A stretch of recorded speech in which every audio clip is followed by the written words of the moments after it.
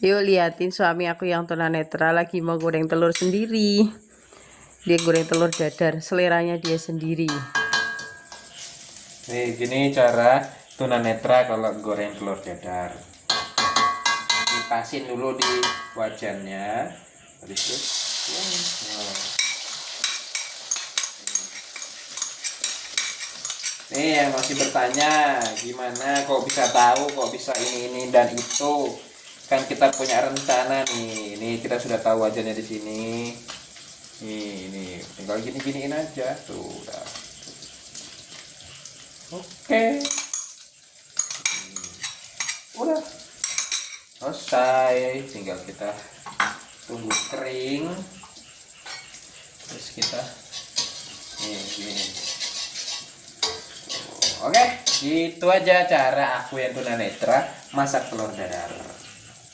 Oke.